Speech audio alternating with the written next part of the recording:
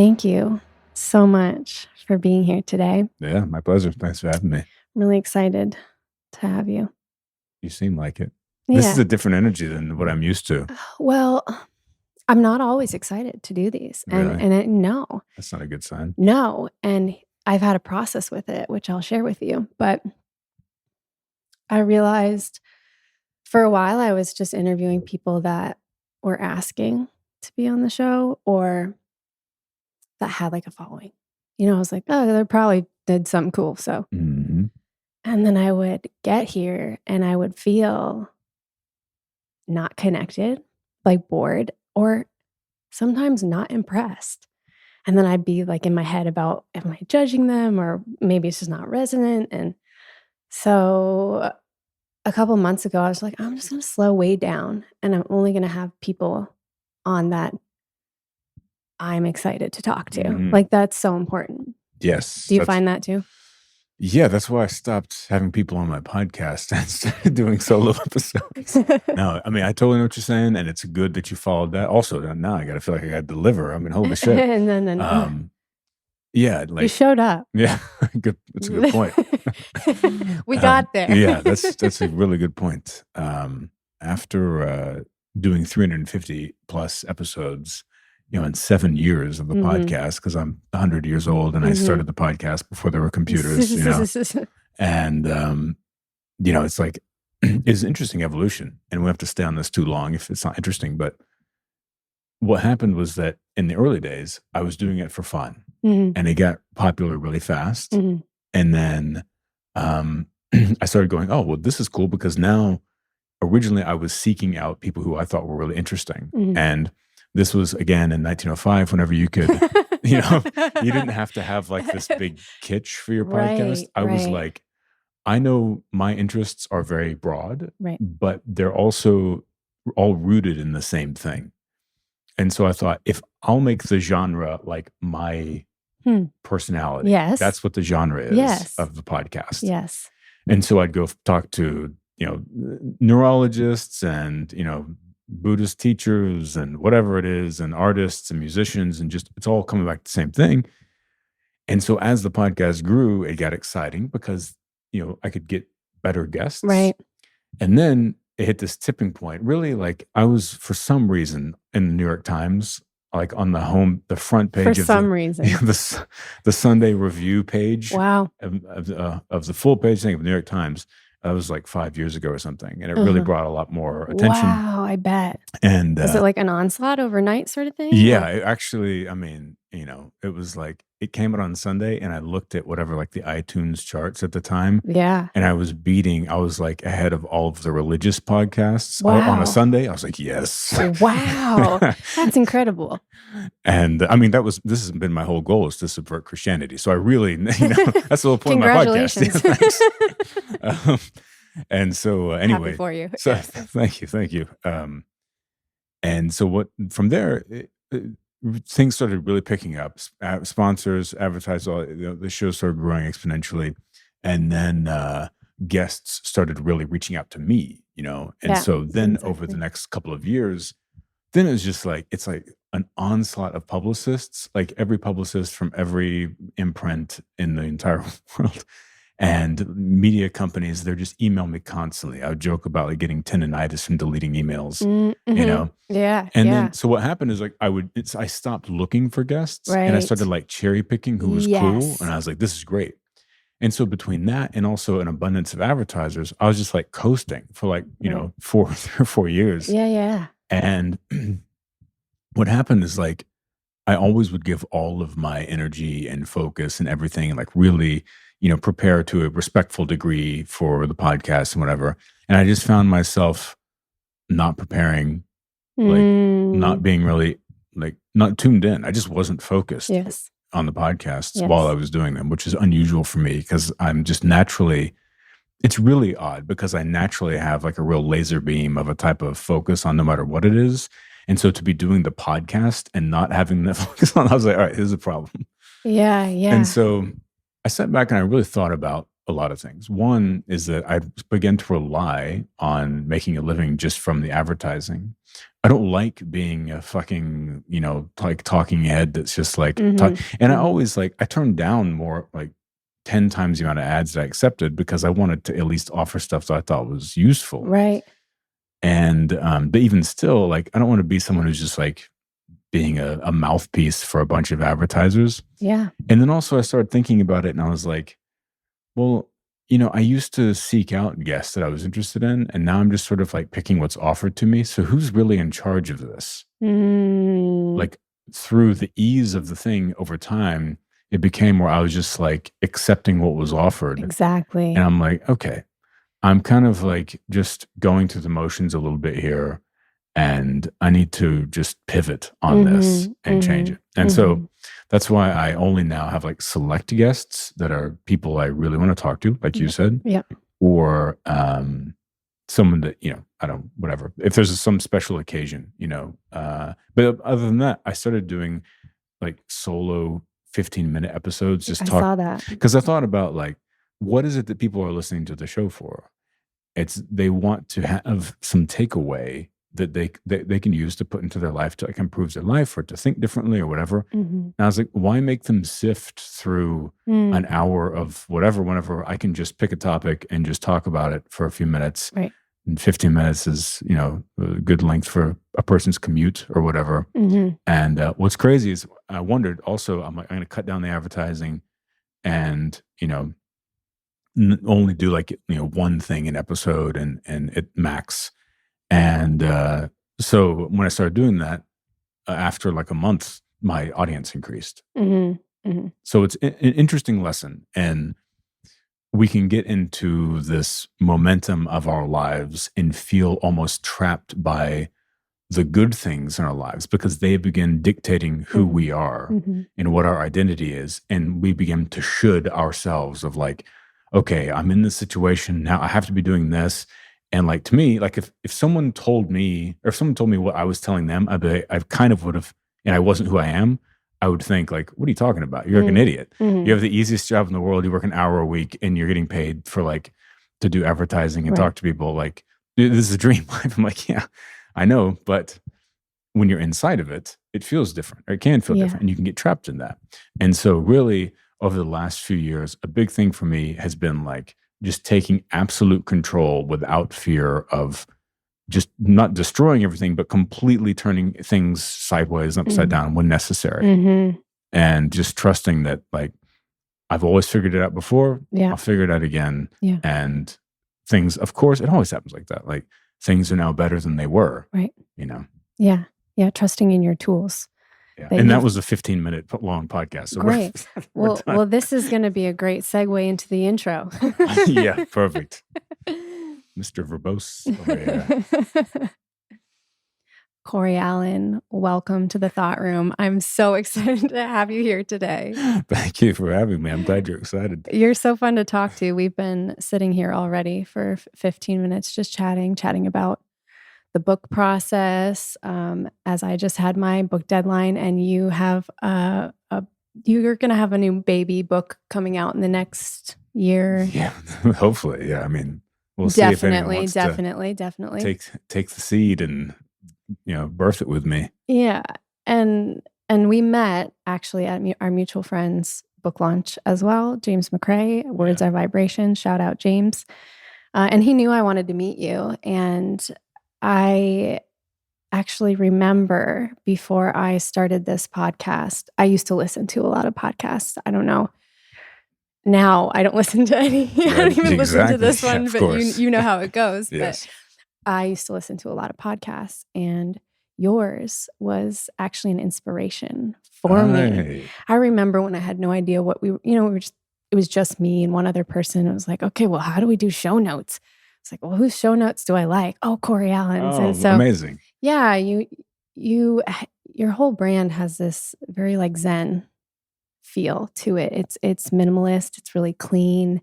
I think you've had on your Instagram bio, you're like, I write slow thoughts for fast times or something like that. That's so you. That's so you. And can I like just lay down and enjoy this? No one ever compliments me. Take a bath in this. I want to feel good and enjoy. It's a moment where I'm actually feeling good about myself. I'd like to, soak it in as long as possible. I love people to feel that way when they come here. So no, but it's true. I was just absolutely inspired by you, the way that you spoke. And obviously, as we've already discussed before we hit record, you have the best podcasting voice known to mankind. So congratulations on that. Thank you. Very lucky man. I worked hard on it. And then what was so cool was a couple years later, my sound editor for the show, shout out to Graham, was like, "Hey, have you ever sat with ketamine and Cory Allen's music?" I was like, "Is that an invitation?" Yeah, join the club. Yeah, and so I got to experience your music as well. And you also do binaural beats, right? Yeah, against my will, yes. Against your will. Yeah, right. It's a long, we can go down that pathway later. So binaural beats, meditations, you're a meditation teacher, you're a podcaster, you host the Astral Hustle, you're an author. Now is the Way is your book, right? Yes, that's right. The first one anyway. So you're a man of so many things. And I am just really highly honored to have you here today and have this conversation. Thank you very much. I can't tell you how much I appreciate that. Really, it's awesome. Like, I don't ever think about what I'm doing affecting other people in the industry, and whenever people tag me with like a legend or something, I'm like, what? Like, what are you talking about? Like, I know who I am. Like, I'm an idiot. Right. Absolutely. Absolutely. But I love just to like give you a little insight on the show notes, for example. Yeah. Like, I feel like I hate like fat on things. Yeah. Unnecessary shit. Yeah. And because I don't want my time or my attention to be taken up any longer than it needs to be. Also, I don't want to put like energy into something that no one cares about. Right.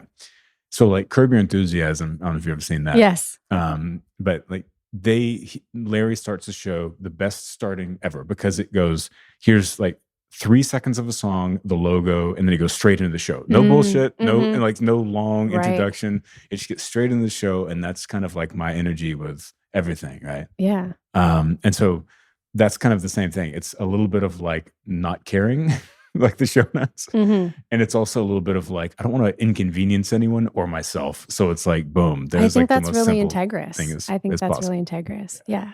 So back to Zen, because I'm really curious. We never left. We never left. We were always there. I'm in Samadhi. Are you? Oh yeah. I'm in corpse pose right now. Just in a different version of it. Touche. So, you're a meditation teacher. What's your background? Will you talk a little bit about how you got into meditation in the first place back in the year? I mean, the 1800s. Were we counting years back then? Yeah. Okay. Yeah, back in the 1800s. We were just staring at the sun and the sundial at that point. Yeah, it was really cool whenever electricity came around. I was able to meditate, at nighttime.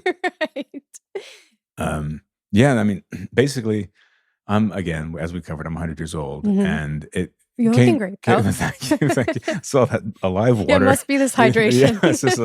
This living water we're having. And so basically, just like growing up, had a stressful ecosystem.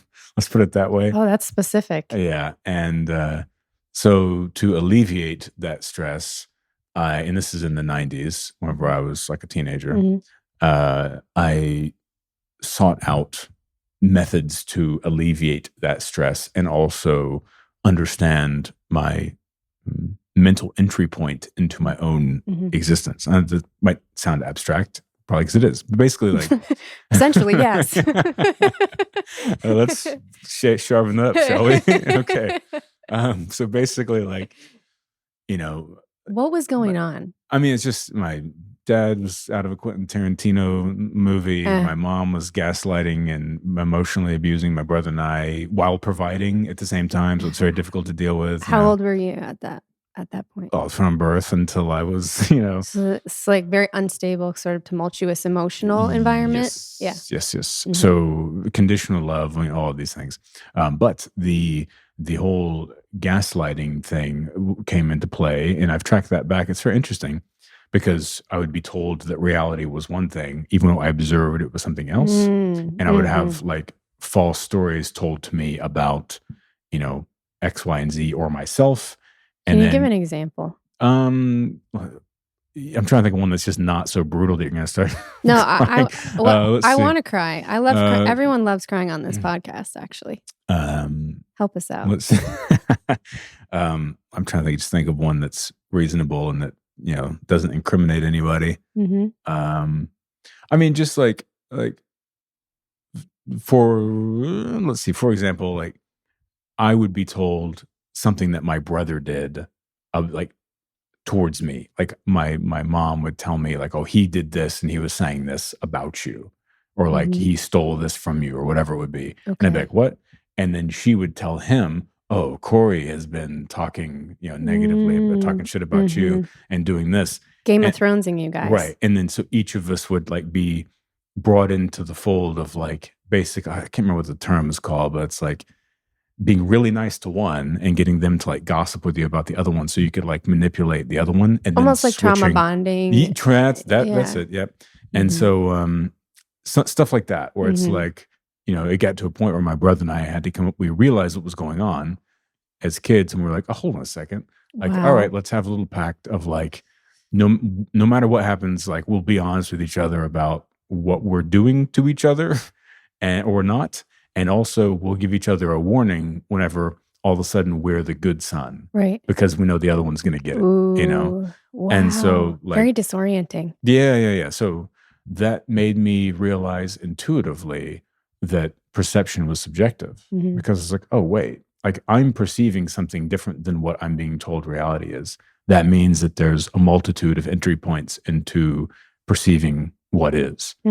So that was like the beginning of like me understanding subjectivity and just human perception was actually a type of defense mechanism. Right. Because I like had to learn to think multidimensionally to deal with like all of the components, and like the whole map of consciousness thing was so intuitive to me because I already was using that before I even like started reading and thinking about it.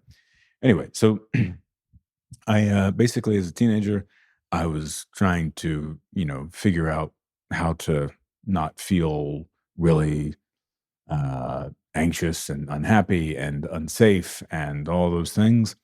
And I randomly heard someone say something rather about Nietzsche, and like no one in my family is a reader. No, never had a book in my house. Wow. Everyone was like the whole family is like safety Christians, and they all hate each other. It's so basically I had no background, no surroundings of any Eastern or Western thought. This is blowing my mind. Yeah. Cory, you're a goddamn miracle. It's a miracle. I had one of my best friends of like 20 years was like, I can't believe you're not a drug addict. Like, this is amazing. It is amazing. But it's all fortunately, I have this other component I'll get to in 1 second. So basically, I just heard that name, thought it was cool, and randomly in a bookstore one day, I went in there to just get coffee, and I saw that name. I was like, oh, yeah, look at that. That's an interesting name. I went over, pulled out the book, checked it out. I was like, oh, finally, this is like how I think. Like, I never had any like resonance with my process of thinking. I was like, oh, but it's not necessarily what I thought. I mean, some of it is, but it's not necessarily what I thought. And then eventually I got like obsessed because I had a very obsessive personality. I know it's probably shocking, but I got obsessed with Western philosophy and would read like 8 hours a day, After I kind of moved on, like people like Schopenhauer and various people, they would talk about Eastern thought in Western philosophy. And I was like, ooh, that's interesting. And so that led me to like some of the hippie philosophers and then to Eastern philosophy. And whenever I started reading that, I was like, oh, this is kind of what I think and how I think. And then oddly, do you know who Robert Anton Wilson is? I ended up meeting him, but he was like my mentor whenever I was 20 because of all of this as well, that's like the hippie philosopher thing. Like he was one of the guys that I found because I was like, oh yeah, I need someone that's like George Carlin and like Buddha mixed together. That's my energy. That is your energy. And so, anyway, yeah. So that's kind of how I got into it. And again, this is 1905. There was no YouTube. There was no Google. You know, and so I was learning how to meditate by like reading out of old dusty books. You know, like just reading, and it's not Scrolls. what's that? Papyrus. Yeah, and it's not like, you know, people that are 25 have to understand like it was not the whole structure of Eastern thought that's been transported into like Western commercialism. It didn't exist. It's like now there's like, oh, where's meditation for like stress relief and for work productivity? Right. And here's this thing that's like, it's all bullet points and chunked out into like stuff that really, it's not even meditation. It's like breath work, you know? And so they're like, and this will make you more successful in business. Like, none of that shit existed. This is like, here's a like 500-page book written by a Japanese dude in 1902, you know, and it's like, here are ideas on, you know, like deliverance or something. Right. And so like figure out, like read between the lines. And dense, so esoteric, abstract. Essays. Yeah, exactly. So that was the shit that I started with. And I would just like read, and I'm sure by the intro of this podcast, people are like, yeah, of course, listen to this fucker. And so like, I would just like understand tidbits. And like same thing with some of the more difficult philosophy that I was reading. I would just like reread the same sentence over and over. And I was like, if I just keep reading it, I'll get it eventually. And I just had to be honest of like, I'll just keep reading it until I can actually understand it. And so I did that with meditation. I was like trying different things. And that's how I got into it and like taught myself. I never had a teacher, never had anything like that. And from there, once I started figuring it out, then I really started studying, because I'm very much not really a spiritual person, but I'm like a spiritual eclecticist, where I'm interested in all of the different approaches to, you know, like basically manipulating your own brain and like in exploring your consciousness and your inner life. And so I would like, you know, study Hinduism and Sufism and like Aleister Crowley and like, you know, all, you know, whatever it was, and just find like, well, is like trying sigil magic. Is that, let's see what happens. Is like taking acid and meditating in the closet for 8 hours in all darkness. Like maybe that'll do something. And so just fucking with my brain and seeing what happened. Out of curiosity mainly, or was there like points? Was it more necessity? Yeah, both. Because it fascinated me, but also I needed it. And what I discovered was that also I got really obsessed with reading about psychology and, you know, various neuroscience things. And as I read those, and even, you know, general semantics, I got obsessed with semantics for a while. And so what happened was that I would read and I would feel afterwards, like I would feel high afterwards. And I realized like, oh, that's literally like my consciousness expanding. And I began noticing like through that and the meditation, a shift of my own witness mind. So I was like, I created space between my, you know, the performing identity of the actor of who I was, and the one behind that observing the actor. And I was like, oh, wow. And I began to get context on like what was happening in my body, in my mind at each given moment. And as soon as I recognized that, I just started observing that. So I started just watching my own mind, watching my own mind. And eventually, as I continued studying these things, I saw that identity shifting. And I felt the things inside of me changing. And I realized, oh, right, like we're not fixed creatures. You can be a different person 3 weeks ago, you know, than you were 3 weeks ago. And whenever I noticed that, I was like, well, it's on now. Because now it's only up to like how much work I'm willing to put in and how much I'm willing to focus on this to like where I can get. And that just never stopped. Like I still am like that.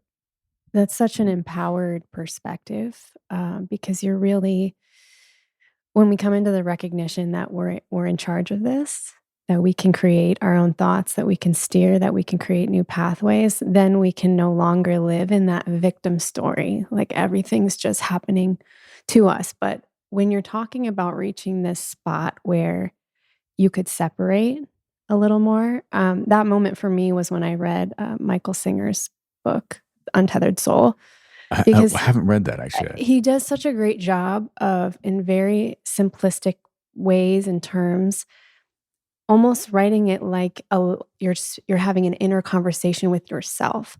So something about the way that he writes it really allowed me to split that inner voice. And it was really trippy when I was like, oh my gosh, I didn't realize there were multiple voices going on in here. Amazing. And the experience for me, as I've played around with this, I almost like, I want to think of a movie theater metaphor, and there's being inside the movie. Like you said, you're the actor, you're in the movie, you're playing it out, and you don't even know you're in the movie. You're just in the movie. Mm-hmm. And then at some point, we can move ourselves to the audience, and we're watching the movie. We know it's a movie. Doesn't mean we can like do anything about it though. And there's bringing that practice and that waking mindfulness. And then at some point, we can move ourselves up to the control room. And we can start manipulating things, putting filters on things and changing the lights. Take the film out. That was my first thing. Take the film out. Oh, that's where ayahuasca came in for me. Unplug. Have you ever heard of, this is random, but the magic lantern? The magic lantern. Yeah. What is it? It's it's like this dude in the 70s. What was his name? It was associated with Kenneth Anger, but guy in the 70s that did like crazy psychedelic projections. That was like, okay, it was cool. like kind of early art films and visual art, like just in terms of film. It's like kind of like Stan Brakhage style, Cool. like just weird far out stuff. Anyway, he had like a projector that like he would play images like tape loops, and then have this rotary thing like going over the light, like every time there was a loop. So you'd be watching this film, like, and it was like a piece, it'd be like someone walking down New York, like in some grainy footage. Cool. And they take like 3 steps and it rewinds in 3 steps, but it strobes every time. And you start, as you're watching it, it starts like twisting your brain. Whoa, like hypnotizing you in a way. Anyway, this is something we can YouTube. And, well, we can, for sure. Yeah. Just put in the magic lantern and you'll find that. So watch the Magic Lantern and put on your binaural beats in the background. The point of me bringing that up is that that's also available once you get in the control room. Beautiful. Amazing. Wow. So I want to ask you about your music and where that came in and the journey. And I'm curious if there's been an intersection in all this. I would say that there likely has been, because to me, they're all inseparable. But your journey with psychedelics, with music, with mindfulness, your whole creative journey, how do those things fit together for you? Yeah, I mean, they're all really the same thing. I mean, like, so I became obsessed with music whenever I was young. I mean, I used it as a like medicine, and that, you know, all music influences our moods, of course. And I listened to like death metal and super hardcore, like hip hop all the time whenever I was that age. Yeah. So did I. Can you really? believe Nice. that? Oh, beautiful. Yeah. And so I want to hear some bands names in a minute, but you know, it was like great. So as someone who was experiencing what I was experiencing, you know, the hip hop would give you the like energy and kind of the ego to defend yourself, and the metal would resonate emotionally with the noise, the wall of noise inside. Totally. It moved the energy, helped move the energy. Yes. And I was reading this, I used to read books on like art theory and stuff and like minimalism all the time. What didn't you read books on, Cory Allen? Scrolls. Scrolls on. Oh yeah, scrolls, right. Yeah, it was awesome when the printing press came around. No, like I would read, I was fascinated with like art, you know, conceptual art things and whatever. And so I just read about essays on it, or like ideas about art theory. And I was reading about minimalism one time, and when I was really into death metal. And, of course, minimalism and death metal.com was your blog, your first one. Yeah, you can still email me at Cory@minimalism&deathmetal.com if you want. And so what happened was that I was reading about like visual energetic return in art, right? Okay. So let's say that you have a lovely Botticelli or something. It's this beautiful Renaissance painting, very wonderful to look at. But if you think about it, pound for pound, every bit of color and like square inch kind of on that painting is very balanced. So the energy that's coming through with the color through contrast or in relationship to the edge of the frame Oh. is very even. That's one of the reasons it feels good. Like it looks so nice is because it's like, that is perfectly balanced. And Right. however, you look at a piece of minimalism, you have a white canvas with like one red dot. Yeah. The amount of energy that that red dot has is times Right. 10,000 versus every other square inch. Wow. And that's when I stopped listening to death metal. Right. Because I was like, oh, wait a second. Like death metal and minimalism are the same thing. They're just inverted. So like it's maximalism, sonic maximalism. Right. And this, and like minimalism is so much more interesting, right? Because I don't know why we started talking about this. I love this. I am down this rabbit hole with you. But minimalism is so much more interesting because it's like you can find there's spaciousness to begin with. There's like a void instead of the emotional intensity. Right. And then by using like a Zen approach, you can create this incredibly powerful, like succinct delivery of whatever it is that you're trying to deliver. Right. So I know how we got here. It's very laconic. It's just like this punch. Did you say laconic? Yeah. I used to have an LLC whenever I was like 19 called Laconic Icon. You would. That's awesome. So anyway, so yeah, all the music, all the meditation, everything, it was basically, trying to shift consciousness. I was using the music, as I said, as like this form of kind of medicine to shift my mind and create the armoring, all of the reading and the psychedelics and all that stuff. It was all just going to the same thing. It's all trying to shift my consciousness intentionally and continue to get deeper and deeper into the understanding of my own mind. Simply. Yeah. Simply put. Yeah. Well, I know that there are going to be people listening to this who are so fascinated by the journey you brought yourself on, and they're wanting to take themselves deeper into their own consciousness, and maybe they're not sure where to start. What would you say to them? Well, first off, that's nice that you said that, because I thought you were going to say there'll be some people listening to this. They're like, God, I hate this. This is the worst podcast ever. Yeah, I mean, someone that has, let's say that just some random person that's never had any entry points into any of this stuff, I would say start with simple breath work. Like, take all of the rules out of it, remove your expectations, the whole, theatrical idea of what's supposed to happen during meditation. Okay. Yeah. Remove the idea of how you think you're going to feel. Like, go to beginner's mind, original mind, and remove, as again, just all the stakes. Like, take there's no pressure, nothing. Don't even expect anything. Just sit down every morning for 5 minutes and just breathe and relax the muscles in your shoulders and your face as you exhale. Breathe normally and just close your eyes and observe your chest rising and falling. Just do that for 5 minutes and know that you're going to feel twitchy. You're going to want to move. That's okay. And that will eventually go away the more that you exhale and relax the muscles in your shoulders and face. And then also the intense thoughts that you become aware of, as just like your body will begin to relax and stop getting fidgety, so will your thoughts over time. But even if you do feel all those things, it doesn't matter.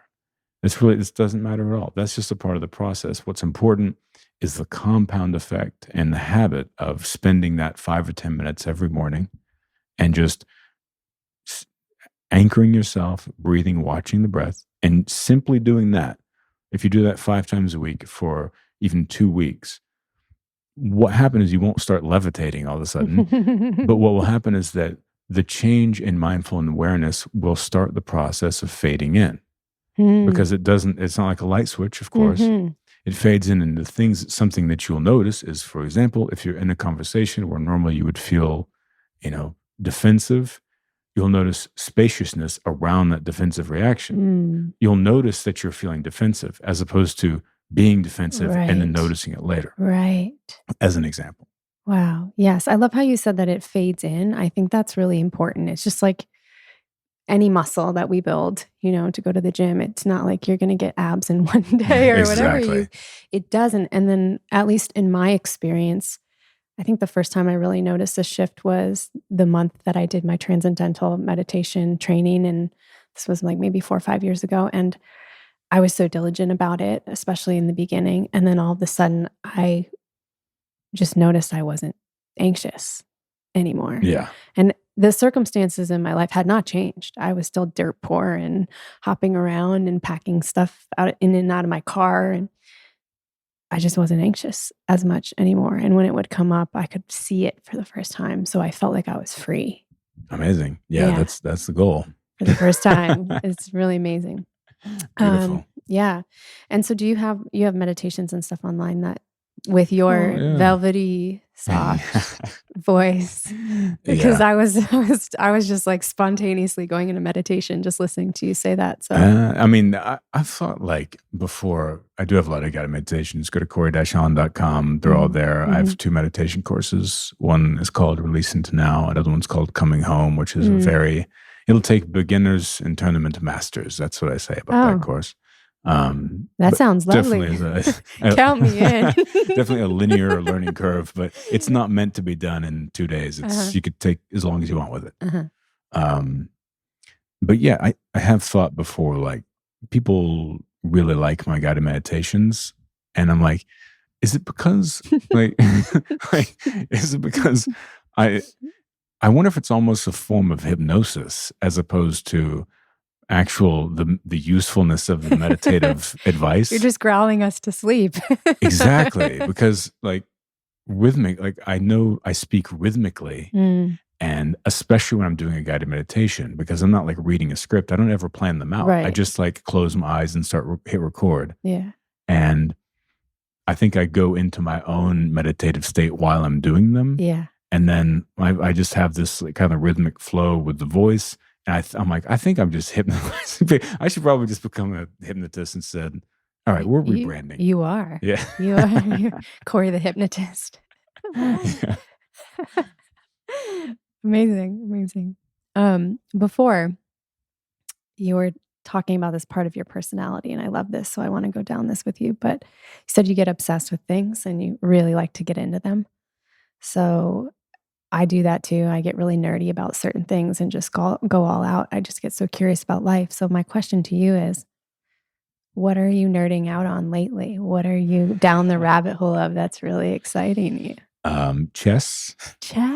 Yeah. And I'm perpetually nerded out on modular synthesizers as well. Of course. as one is. Modular synthesizers. Yeah. That's been a long-standing nerd out for me, but it just never seems to go away. Yeah.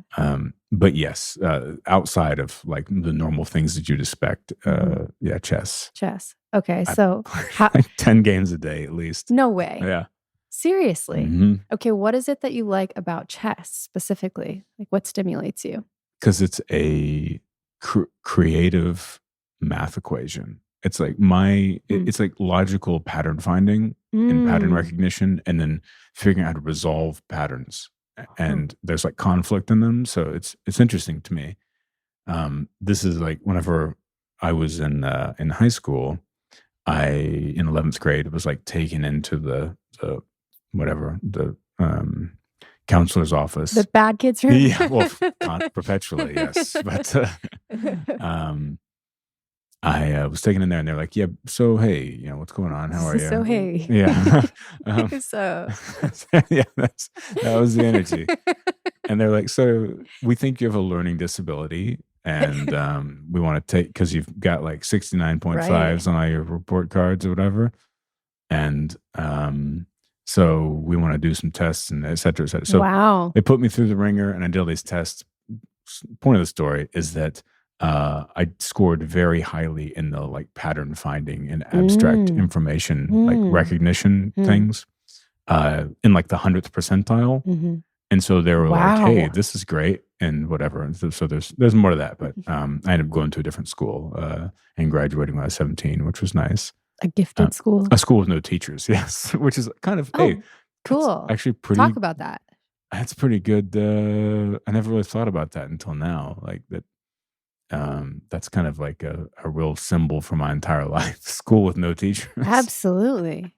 That's what life is. Yeah, it was basically where I could just like go to a place, punch in, and as long as I was there 20 hours a week, it didn't matter when I went. And I Wow. just like, if I could pass a test on a subject, then I just got a credit. So they're like, here's a bunch of books, and like if you can pass the test, then you're done.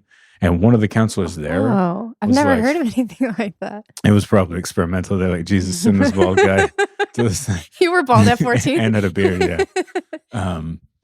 They were like, even the counselors at this school, because there was no teachers, but there was like a teacher you could go talk to if you needed something. Right, right. And there was a counselor that you had to check in with. And he was like, have you ever thought about being a stand-up comedian? I was like, Awesome. That would be awesome, but I don't know. That's weird advice from my school counselor. Like, you ever think about being Hunter S. You Thompson? make me laugh. Yeah. It's like, well, yes, but So do you do Do it. stand-up? Have you? no, I never have. I mean, You my- should. I've been thinking about doing it. I want to. Like, it's scary, but I think it would Yeah. be so fun. It would be fun, and like I wouldn't be scared of doing it at all, because like I very comfortably would go onto a stage in front of 200 people, and I could just say nothing Yeah. and just look at them for 30 minutes. And they'd Actually, laugh. yeah, that's the thing. Oh, have you seen like what's that guy's name? Like Drago or something? Drago? This healing stare guy. You've seen that fucker? No. All right. Explain. There's this dude with like a Greek guy with like flowing silver hair. Okay. And he's like a staring healer. Okay. So people pay him Is like this real? this is real. Yeah, you can Okay. Google this. This is So you pay amazing. a lot of money. pay a lot of money, of course, and go to an exotic location, of course. And then he comes out in, of course, all flowing white linen clothing. Uh-huh. And then he just comes out on stage and just stares at the audience. And he heals everyone. And he literally doesn't say anything. Whoa. And then afterwards, you can see interviews with people and they're like, oh, I had like a, bifurcated spine and it's better now. And it's like, I'm Whoa. sure it is. Wow. I mean, what do you think about all that? Like placebo, like, because I went to Joe Dispenza's week-long meditation in January of this year.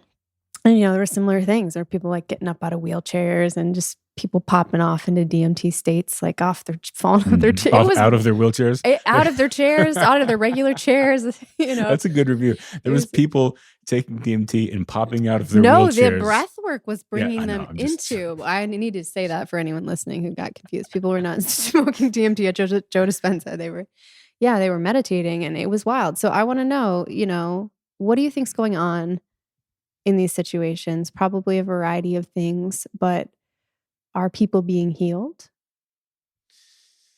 It's a complicated. Cynics welcome. Yeah. Oh, well, thanks for inviting me over. You may stay. Yeah. The amount of light cloth color in here has been draining my energy. It's overwhelming. Yeah, I need a lot of some darkness. Yeah. But no, it's quite beautiful. I'm just joking. I mean, there's an element to it where, of course, part of it is placebo, where placebo does have healing effects because, the body is self-healing. And there's been plenty of research to show that by getting the mind into a state of either belief or intention of healing, that it will promote the body to do its own self-healing. Mm-hmm. Now, that said, that type of healing works in a more, I don't have the medical degree. I don't want to even say the wrong word here, but basically, like, I think it seems to fire up the, whatever fights inflammation or promote, that type of thing. Mm-hmm. Now, someone that has a compound fracture in their arm, they have a bone sticking out. Mm-hmm. It's like, no, just stay in a good mood, buddy. And that, right. So the distinction between those two things, but it does seem to fire up the stuff. And just because we can have an experience doesn't mean we know how to sustain the frequency, right? Mm-hmm. So it's like, we can create these chemical cascades in the pharmacies that exist in our brain and our pineal gland. We can do all this. We can have very real experiences, but doesn't mean it's going to stick. Yes. Right? We have to integrate it into our lives, and that's where discipline and practice. Yeah, totally. In.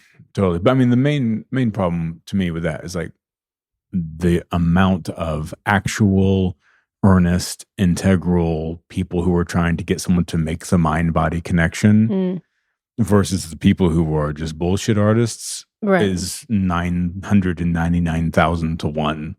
And that's what really bothers me, is because there's nothing I dislike more than delusion. And like someone it's who deception too. Yeah, exactly. Yeah. And taking what is the most vulnerable part of a human being, which is the fabric of their belief and reality, and exploiting that to make $2,400 a session is just, it's brutal. Right. It's brutal. Right. Right. And I think this loops back to actually what we were saying about ads before, and how you and I both feel about picking things that we actually think have value if we're going to talk about anything at all. For sure. Yeah. So that Drago guy.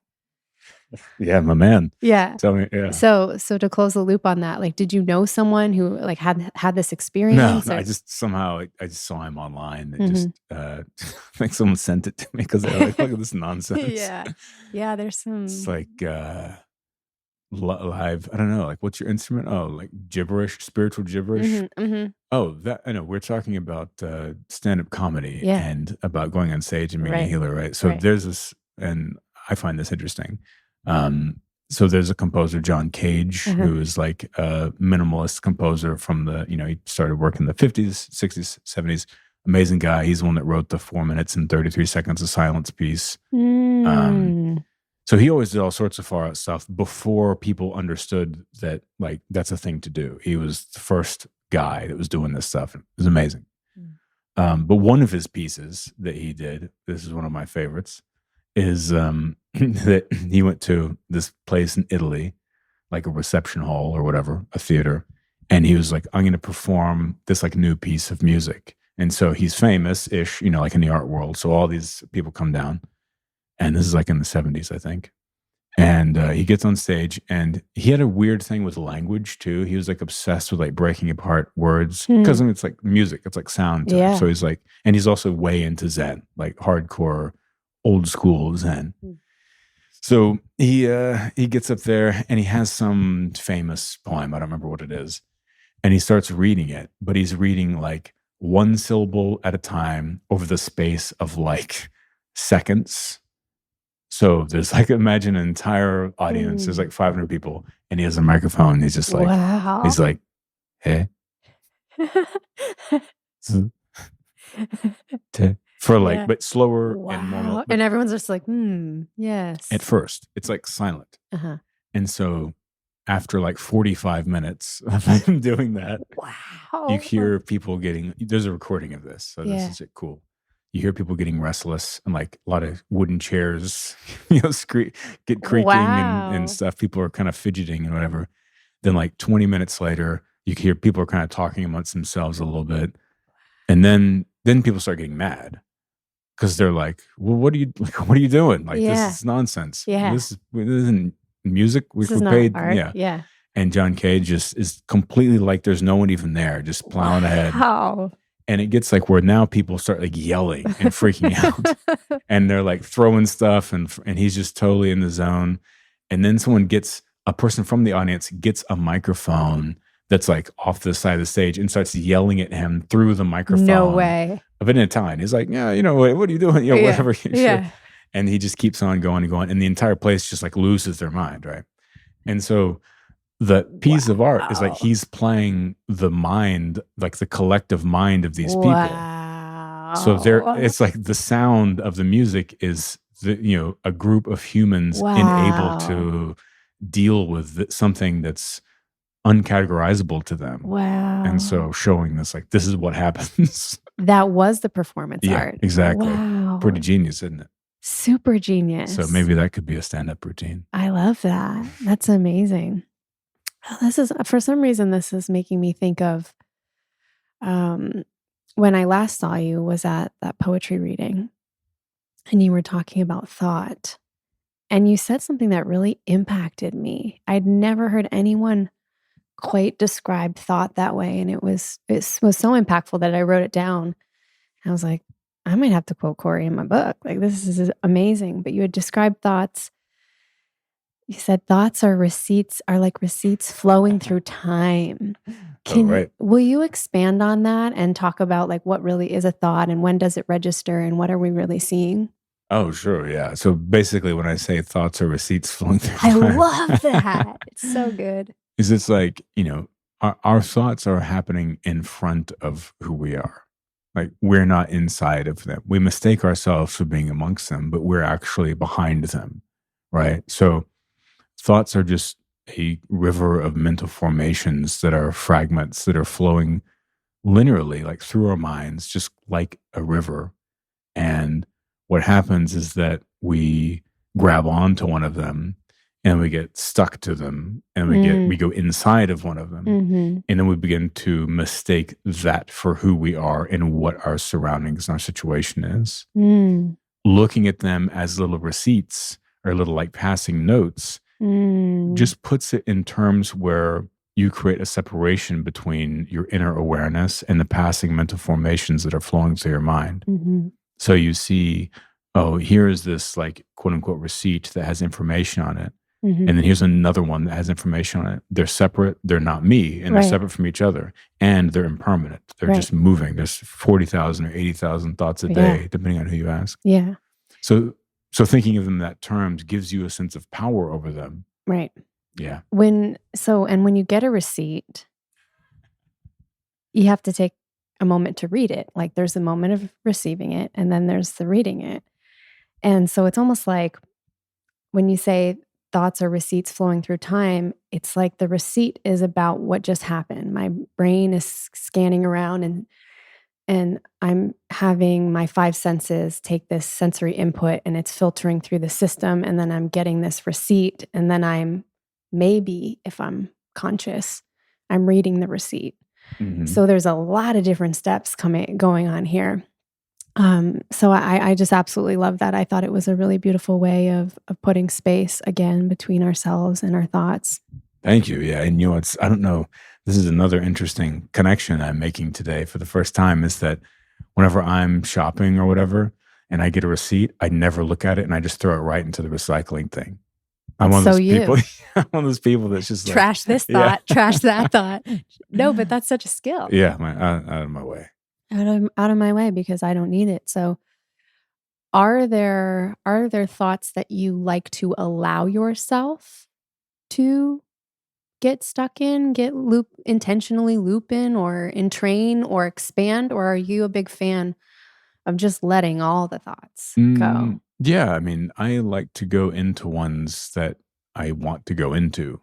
Go on. And so if there's something I'm interested in or I'm thinking about, I want to be thinking about. No, I understand. What kind of thing would you want to expand on, Cory Allen? Give me an example. I mean, like it's quite a broad range of things, but like, I mean, like. Now I understand. Yeah. Yeah. And that's very specific. I know. I was like, let me focus this more clearly by broadening it and making it more vague. Yeah. I mean, like even, for example, like if I'm thinking about working on my book and there is an element of it that I'm thinking about, I use that mental dexterity and strength and focus to focus.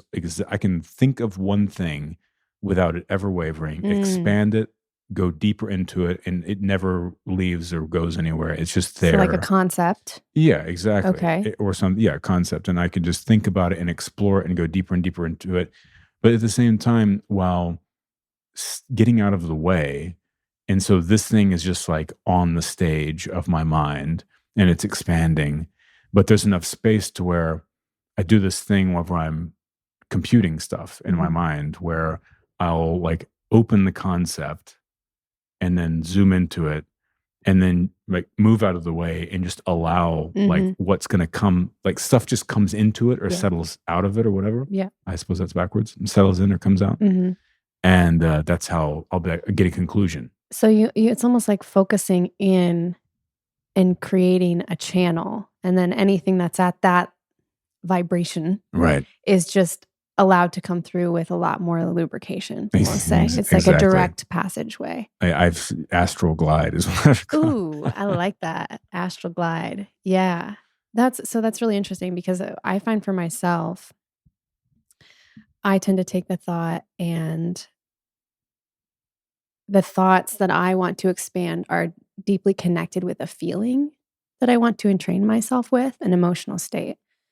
I'm a deep feeler. I don't have any of those. This is like very cool, right? Because I mean, I'm sure you have feelings. Maybe, I don't know. We'll find out. I bet you do. You were able to receive my compliment. So, but for me, it's been a process of sorting out over time. There's no bad thoughts and good thoughts, but sorting out, or at least paying attention to, thoughts that I find pleasant or unpleasant in my experience. Now, I'm not opposed to feeling unpleasant thoughts. That's a part of life. Like, in fact, that's an important skill to hone, is becoming comfortable being uncomfortable. Mm-hmm. But when we do catch a breath of a thought that, as I've learned how to be more embodied, I can feel into my body and notice how a particular thought affects the sensation on the inside of my body.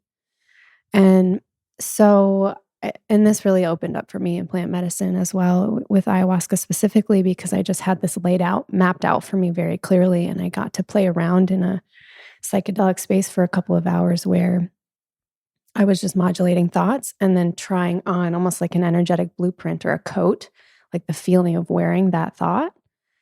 And it was super disturbing because my thoughts were a mess and there was a lot of darkness and just things that I was really stuck in victim with that weren't helping me move forward in any way. So cleaning that up. And then this year in particular, I started the year off with Joe Dispenza.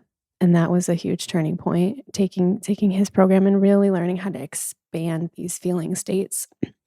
So they're often connected with images for me. A thought form. So I'll envision one of my favorite feelings in the world is looking into somebody's eyes when they free themselves from something. And it can be one-on-one, it can be in a group, but you see like a light go on in their eyes where something that you've just held or reflected has allowed that person to free themselves. Favorite feeling. So sometimes my meditations are just images, and in training myself with that and seeing if I can hold my attention on this feeling, and how do my fingers feel, and how does my breastbone feel, and how does my belly feel when I'm inside of this vision, how am I holding myself, and really getting into the embodiment of that. So that's a really interesting piece. Do you work with what do you think about the connection between thoughts and emotions? Again, is that an area that you've explored much yourself? Yeah, it's huge. I mean, I even put some of that in my new potential book. What's the title of that one? I don't want to say yet. I'm not at liberty to say. I am not at liberty to say yet because it's actually ridiculous. Oh, great. Yeah, it truly is. You're going to tell me off air. Yeah, for sure. I'll tell you afterwards. But it is really ridiculous. I'd expect nothing less. This one will have more humor in it. Good. Yeah. Good. Did that open up for you, the humor? Well, more and more? I mean,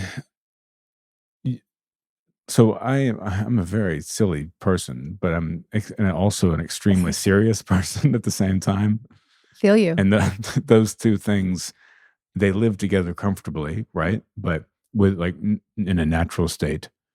But for the whole time I've been trying to do things publicly, like especially in writing or something, I'll generally try and withhold the humor aspect of it in an attempt to make sure that the sincerity of what I'm actually trying to share takes center stage. Okay. Oh, like you're worried the humor will undermine. Yeah, and I don't want, yeah, exactly. I would never want anyone to feel like you better take this seriously, what I'm saying. Right. Yeah. And I would just never want anyone to feel like I wasn't respecting their own investigation. So it's about reverence too. Yeah. Okay, cool. Because it's all about like respecting where this potential person is listening from, where they're reading from, like what, something that really had a deep impression on me early on was in the podcast. At the very beginning, I was just like rambling about whatever, like nonsense, not taking it seriously. And then as people started like messaging me, telling me like, oh yeah, I had this insight or whatever. And I'm like, I didn't mean that at all, And then some people would be like, oh, I had this insight. And it was a very delusion-filled, spiritual materialism type of thing. I realized like, oh, I need to be very clear and aware of what I'm saying and how it can be perceived, because I don't want to take people further off the path. I want to enrich people's lives. And so as with that came just trying to be very aware of what I was offering people, because I'm also very aware of where it might take people. And so that was always more important to me than making someone laugh. Oh, that's interesting. And they both can coexist too, Absolutely, I think. yeah. And so I've looked over the years of a way to integrate both those sides of myself into the work. And I eventually, I guess just over the last few years, I've just really stopped caring about about trying to deliver a thing in that way as much, and just like, well, we'll just let all of the personality come through. And right. Oh, good. Not worry about it. Yeah. I'm really glad to hear that. Yeah. So Thoughts and Emotions, your new book. Yeah. So basically, I go into a little bit there, and they have a profound effect on us, because if you looked at cognitive behavioral therapy, what we think affects how we feel, and how we feel affects how we act, and then so forth and so forth and so forth. It just becomes a cycle. So it's hugely important. And if you can get upstream of that and, work with your thoughts in real time, then they aren't going to affect how you feel and take you into negative patterns or, whatever, thought habits and so forth, and then won't affect your actions. Right. And so that connection is really important. And, yeah, I endorse. I endorse this message. Pay attention to it. Full send. Yeah.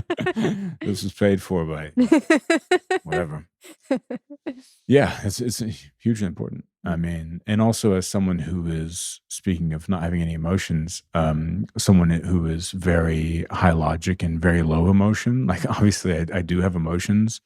But they're obviously I do have emotions. I'm not a serial killer. Whoa, don't get defensive here, Cory. I'm not a psychopath. I mean, I am, but I'm not one of the. I'm a friendly psychopath. You're doing a great job. Yeah, thank you. Yeah, psychopath with a heart of gold. Yeah.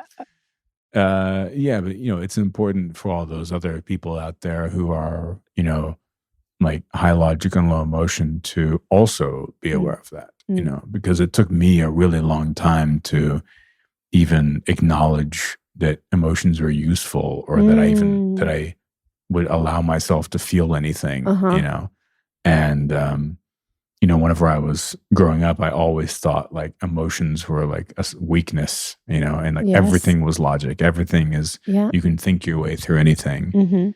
And when did that change? I mean, like, probably in my early 20s, I started recognizing that was bullshit. And then how? Let's see. I think, well, I met my now wife around then. And I think that was the first time I ever actually like opened myself up to a person. And like, because everything up until then was always like defend mode, and I was on an island of the self. Yeah. And that was the first time I was like, okay, I can put some like meaning and she melted you. Yes. This is a love story. Yeah. I love it. Yes. It is. Wow. And I corroded her, of course. So she melted me. I'm poisoned the well. Yes. I'm sure she'd be happy to hear that. Yes. Oh, yeah. She's like, yeah, of course. I've been miserable.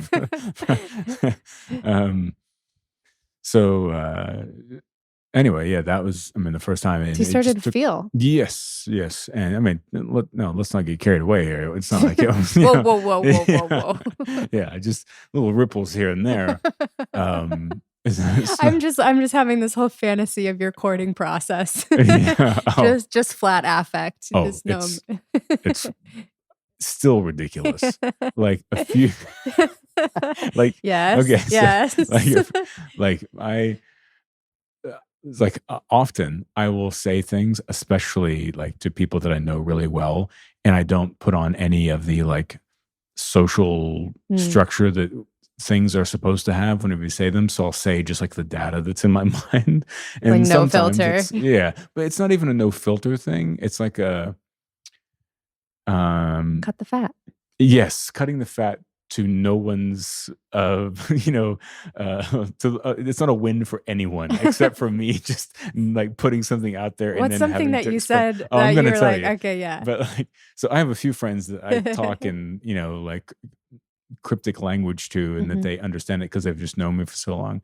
But like I was walking by, like my wife was sitting on the couch and I was walking by and I was going to just stop and for a moment just pause and tell her that I loved her, right?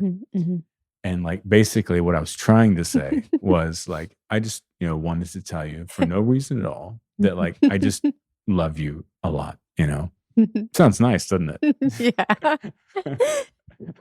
In theory. But what came out was hey, I wanted to tell you that I love you for I love you for general purposes. Yeah. I love you for general purposes. You're very purposeful in general. Yeah. I love you for general purposes. Can we make a t-shirt that says that? Yeah, I'm starting a greeting card line right now. Hell yeah.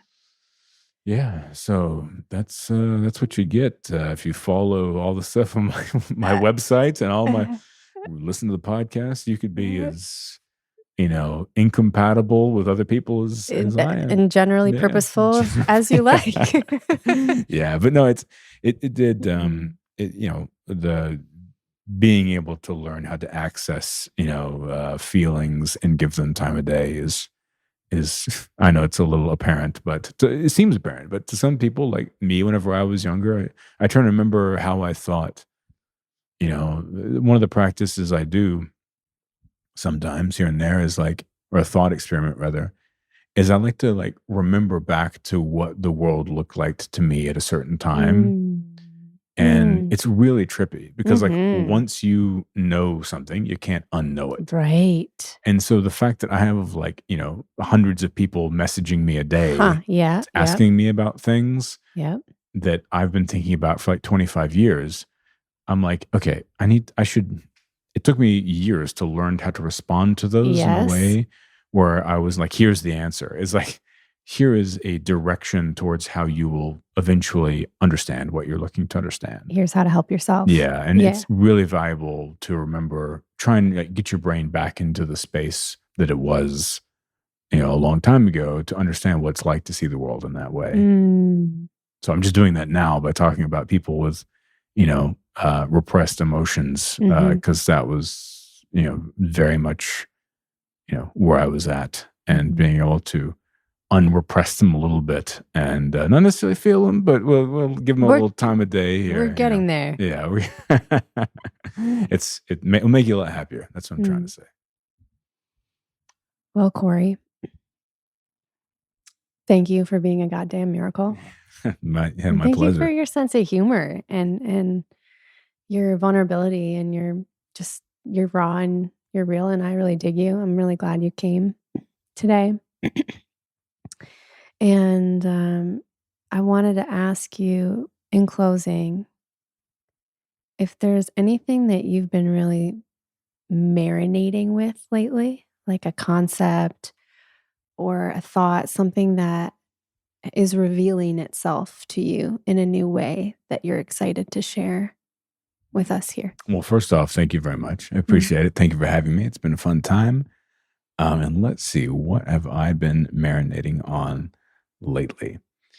I think that sort of like what we were talking about at the beginning, like I feel like you're way. I'm not going to drop a joke on you. Do it. Please, you can't do that to me.